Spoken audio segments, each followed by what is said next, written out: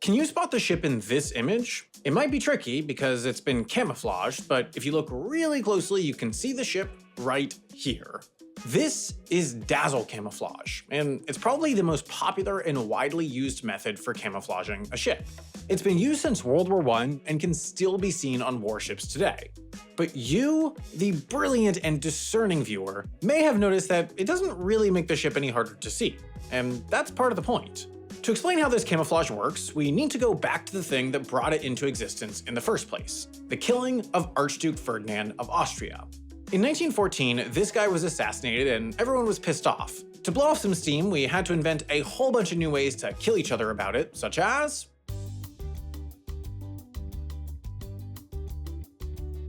But I want to talk about this one, the torpedo. This turned naval warfare on its head.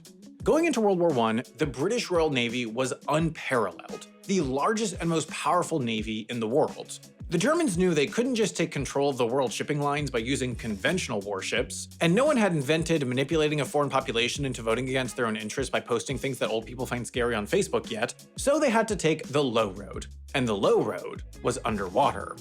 In 1914, the British HMS Pathfinder would earn the honorable distinction of being the first ever ship to be sunk by a submarine.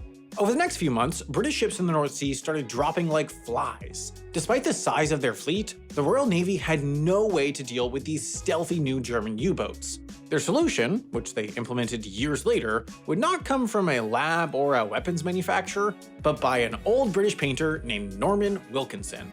Now, I don't have a picture of this guy that I could license, but imagine an old British man. That's exactly what Norman looked like. He had spent years painting pictures of British ships for war propaganda posters, and after shading the curves and contours of hundreds of ships, he realized that he had a way to hide them, a technique that would later be dubbed dazzle camouflage.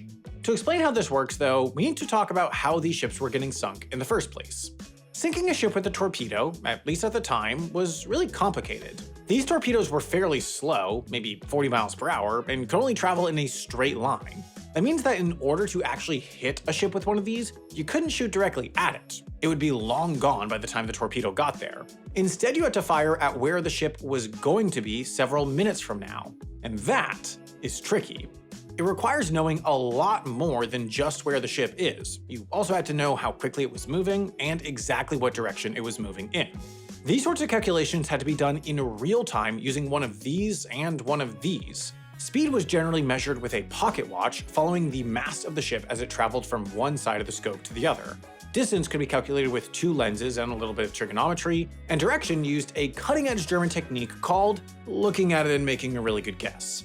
All of these techniques were visual, and all of them relied on being able to tell which part of the ship was which, where the mast was, where the front of the ship was pointing, all pretty easy to do from a distance, unless the ship looked like this. Dazzle camo, of course, did not make the ship harder to see, but it did make it a lot harder to understand what you were seeing. From a distance, these black lines can create shadows where there are none, and these white lines can erase the shadows that were already there. This triangle in the middle might look like it's pointed at the camera, for example, when it's actually a flat surface on the side of the ship. It can also be tricky to tell where the sky starts and the ship ends. Is the deck of the ship here or here? If you get that question wrong, you'll also be wrong about the angle that the ship is pointing. The hope here was that at least one of these mistakes would be enough to get the submarines to either fire their torpedoes in the wrong direction or reposition themselves to fire from too far away. Did it work? The answer is a resounding kind of. There wasn't a ton of data to back any of this up, but a lot of ships ended up using the camo anyway. About 4,000 merchant ships and 400 Navy ships were dazzled by the end of the war. The Navy found that the dazzled ships were 26% less likely to get struck in the center of their hull, suggesting that they were probably harder to get an accurate lock on, but they were also 31% more likely to be attacked in the first place because, well, they look like this. Frankly, it's hard to say whether this stuff is a good idea, but it never went away.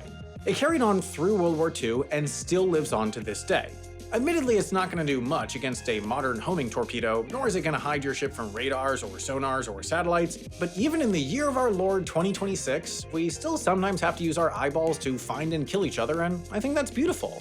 Piloted drones, for example, still rely on these same sorts of visual cues that World War I era torpedoes relied on, and they can be tricked just the same. Off the battlefield, dazzle camo has even more applications. If a car company wants to test a prototype on a public road, it'll often look like this or this. If a competitor manages to get their hands on a picture, it'll be hard to discern exactly what the shape of the car is, and lots of little details will get lost in the shuffle. Plus, if someone fires a torpedo at their valuable prototype, it'll be much more likely to miss and kill a bystander instead. That's just good business sense. But more than in war or capitalism, dazzle camouflage finds use every day in nature. The same principles that protected ships in World War I protect animals like damselfish and zebras from predators. Unfortunately, stripes aren't always enough to protect these animals from us, because humans have become the one predator nature never prepared them for. So protecting them now takes more than evolution. It takes people stepping in, and that's why we've partnered with Planet Wild. Planet Wild is a community-based nature protection organization that includes myself and more than 20,000 members. Every month, we as a community fund missions to restore ecosystems and protect species. You can think of it as crowdfunding for nature. They document all their work in videos on YouTube so we can see what our money has achieved. When I lived in Scotland, I'd escape to the countryside on the weekends to get my fill of nature, so Planet Wild's mission to restore Scotland's ancient forests is particularly personal to me. Our contributions helped restore biodiversity to a 30-acre parcel in the Scottish Highlands. I love knowing that my membership is just part of a massive community of people who want to make a big impact on conservation and nature protection. And the best part is it can all be done from my own home with this unique model that really takes advantage of the power of the masses. If you want to join a growing community that's passionate about making a difference in nature, please consider joining Planet Wild today.